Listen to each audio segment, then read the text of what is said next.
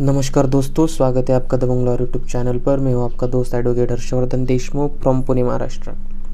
तो दोस्तों, आज का हमारा टॉपिक है executive powers and duties of the police under the Maharashtra police act of 1951।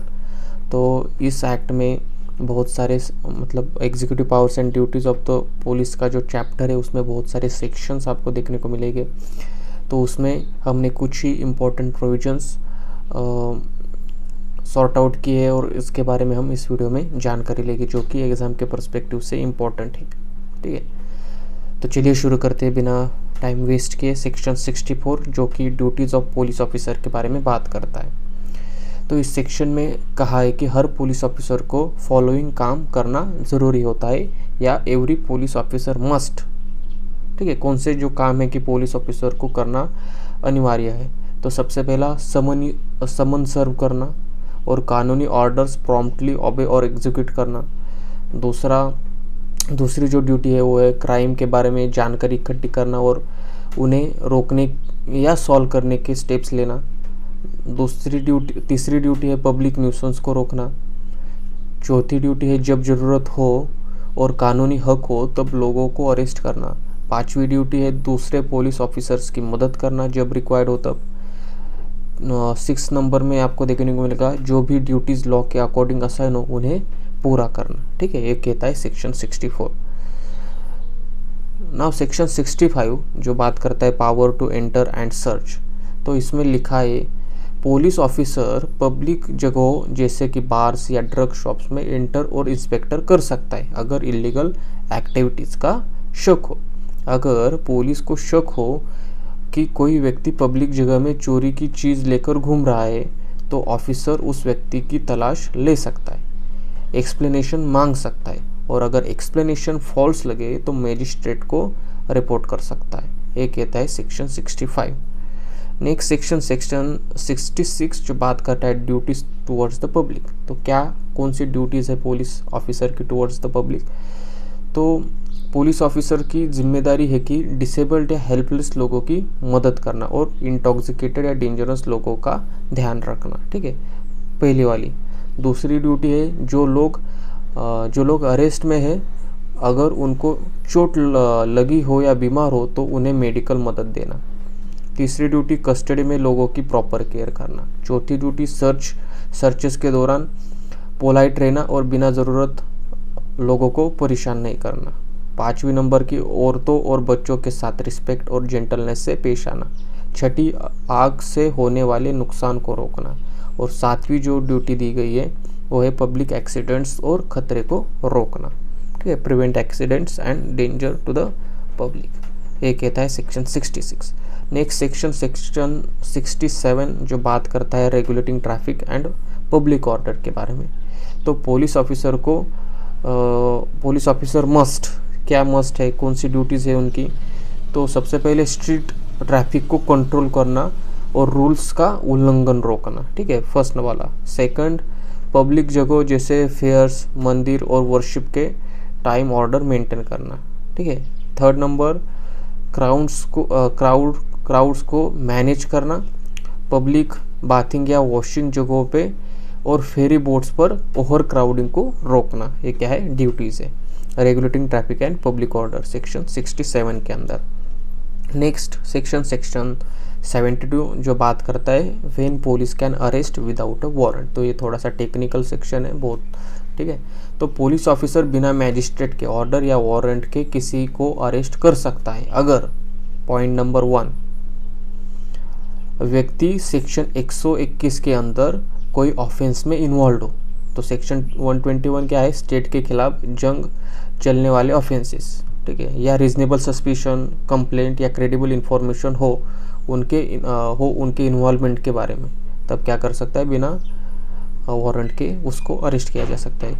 व्यक्ति सेक्शन 33(1)(x) के रूल्स या सेक्शन 36, 37, 56, 57, 57A या 63AA के ऑर्डर्स का वायोलेशन करे। ठीक है, जो पर्सन है वो क्या कर रहा है, इन ऑर्डर्स का या सेक्शंस का वायोलेशन कर रहा है। ये जो सेक्शंस अभी मैंने मेंशन किए वो क्या है, पब्लिक सेफ्टी और ऑर्डर के प्रोविजन से जुड़े हैं। थर्ड पॉइंट, व्यक्ति सेक्शन 63 के ऑर्डर को वायलेट करे, ठीक है, पर्सन क्या कर रहा है, सेक्शन 63 के ऑर्डर्स को वायलेट कर रहा है, तब भी बिना वारंट अरेस्ट हो सकती है। सेक्शन 122 या 136 के अंडर ऑफेंस करें जो कि अनलॉफुल असेंबलीज या राइट्स से रिलेटेड है, तब भी क्या हो सकता है, अरेस्ट की जा सकती है। नेक्स्ट सेक्शन 73 जो कि बात करता है arrest for offences in presence of police, ठीक है। तो अगर पुलिस ऑफिसर किसी व्यक्ति को prevention of cruelty to animals act 1960 के सेक्शन 11 के कुछ क्लॉज के अंडर ऑफेंस करते हुए दिखता है तो वो बिना वारंट अरेस्ट कर सकता है, ठीक है। तो यहाँ पर पुलिस के सामने क्या हो रहा है, क्राइम हो रहा है। नेक्स्ट सेक्शन 74 जो कि बात करता है police powers regarding offences under the prevention of cruelty to animals act 1960। तो अगर एनिमल के खिलाफ ऑफेंस हो रहा हो prevention of cruelty to animals act 1916 के अंदर, तो पुलिस ऑफिसर क्या कर सकता है, take the animal to a magistrate, यानी एनिमल को मैजिस्ट्रेट के सामने लेकर जाएगा या जाए। अगर अक्यूज रिक्वेस्ट करे तो एनिमल को गवर्नमेंट ऑथराइज्ड वेटरनरी ऑफिसर के पास लेकर जाए। थर्ड नंबर का पॉइंट, एनिमल को इन्फर्मरी में ट्रीटमेंट और डिटेंशन के लिए भेज सकते हैं। और चौथी ड्यूटी या जो पावर है वो है कि अगर एनिमल की कंडीशन ऐसी हो कि उसे मूव नहीं किया जा सकता तो एक रिपोर्ट बनाए विटनेस के सामने उसके इंजरीज के बारे में, ठीक है। And the animal should be presented before a magistrate with in 3 days unless further detention is ordered, यानी एनिमल को 3 दिन के अंदर मैजिस्ट्रेट के सामने प्रेजेंट करना होता है जब तक फर्दर डिटेंशन का ऑर्डर ना हो। नेक्स्ट सेक्शन 81 जो कि बात करता है arrest for refusal to obey, ठीक है, यानी पुलिस ऑफिसर किसी व्यक्ति को पब्लिक प्लेस में नॉन कॉग्निजेबल ऑफेंस करते हुए अरेस्ट कर सकता है अगर वार्निंग के बाद भी वो परसिस्ट करे फर्स्ट, और सेकंड पुलिस स्टेशन जाने से इनकार करे तब, ठीक है। ये 2 कंडीशंस है उसके लिए। नेक्स्ट सेक्शन 81 जो कि बात करता है 82 जो कि बात करता है police handling of unclaimed property. तो ये बोलता है कि पुलिस को टेम्पररी चार्ज लेना होता है किसका, अनक्लेम्ड प्रॉपर्टी का जो उन्हें मिले या हैंड ओवर किया जाए, ठीक है। पुलिस को टेम्पररी चार्ज लेने का हक होता है, ठीक है। पॉइंट 1 अनक्लेम्ड प्रॉपर्टी का जो उन्हें मिली या हैंड ओवर की जाए, और सेकंड पब्लिक स्ट्रीट्स में पाई गई प्रॉपर्टी का अगर ओनर उसे मूव करने से मना करे, ठीक है। अगर पब्लिक स्ट्रीट पर कोई प्रॉपर्टी मिल जाए और उसका जो ओनर है वो उसे मूव करने से मना करे तब क्या कर सकता है, पुलिस उसका टेम्पररी चार्ज ले सकता है। सेक्शन 83 जो बात करता है हैंडलिंग इंटेस्टेड प्रॉपर्टी ओवर ₹400, तो इंटेस्टेड मतलब बिना विल के डेथ। सेक्शन 83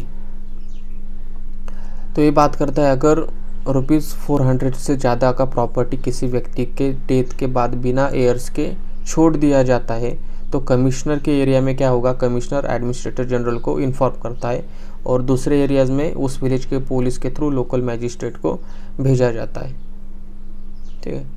तो यहाँ पर property worth more than ₹400 is left by someone who died without heirs in areas with the commissioner informs the administrator to handle it, उसको हैंडल करने के लिए, and in other areas it is forwarded to the local magistrate through the village police, ठीक है, handle करने के लिए, ठीक है, वो बात कर रहा है उसकी।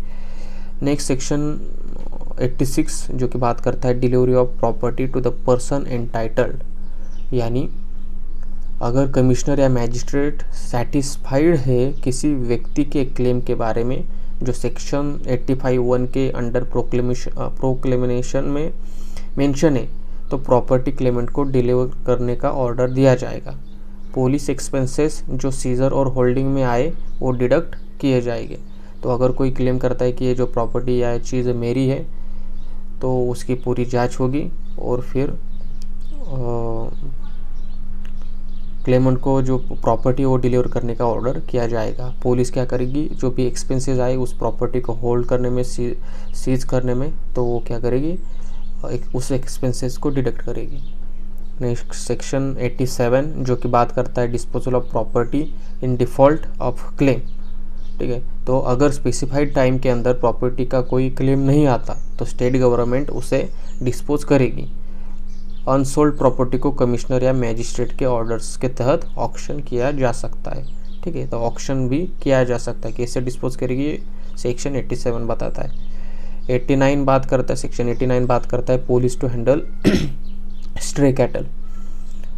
तो एरियाज़ में जो कमिश्नर के चार्ज में नहीं है, मतलब कमिश्नर के चार्ज के एरिया के बाहर पुलिस ऑफिसर क्या कर सकता है, पुलिस ऑफिसर स्ट्रे कैटल को स्ट्रीट से उठाकर नियरेस्ट पाउंड भेज सकता है, कैटल ट्रेसपास एक्ट के रूल्स को फॉलो करते हुए। ठीक है, next section 90 A penalty for letting cattle stray. तो जो व्यक्ति अपने कैटल को स्ट्रे होने या प्राइवेट और पब्लिक प्रॉपर्टी पर ट्रेसपास करने देगा कमिश्नर्स के एरिया में, मतलब अगर कमिश्नर के एरिया में अगर एक कोई व्यक्ति अपने कैटल को स्ट्रे होने या प्राइवेट पब्लिक प्रॉपर्टी पर ट्रेसपास करने के लिए भेज रहा है, ठीक है, तो उससे 1 महीने तक की जेल या 300 रुपये तक का फाइन हो सकता है पहले ऑफेंस के लिए। ठीक है, बाद के ऑफेंस के लिए ज़्यादा पनिशमेंट दी जाएगी। मैजिस्ट्रेट क्या करेगा, डैमेज के लिए कॉम्पनसेशन का ऑर्डर दे सकता है और कॉटल को स्टेट के हक में फॉरफीचर का ऑर्डर भी कर सकता है, और जो कॉम्पनसेशन फाइन की तरह रिकवर किया जा सकता है और ऑफेंस कॉग्निजेबल माना जाएगा। ठीक है, सेक्शन 90 ए बात करता है। नेक्स्ट सेक्शन 95 जो बात करता है powers regarding false weights and measures. तो पुलिस ऑफिसर वारंट के बिना या साथ में शॉप्स को इंस्पेक्ट कर सकते हैं फॉल्स वेट्स और मेजर्स के लिए। ठीक है, अगर मिले तो वो सीज किए जाएंगे और मैजिस्ट्रेट को नोटिफाई किए जाएंगे। अगर मैजिस्ट्रेट वेट्स या मेजर्स को फॉल्स पाए तो उन्हें डिस्ट्रॉयड कर दिया जाएगा, और कोई भी वेट्स और मेजर्स जो लीगल स्टैंडर्ड्स को मैच नहीं करते फॉल्स मानी जाएंगे। ठीक है, ये लिखा है सेक्शन 95 में, यह कहता है। नेक्स्ट सेक्शन 97 जो बात करता है सुपीरियर पुलिस ऑफिसर में परफॉर्म सबऑर्डिनेट ड्यूटीज़।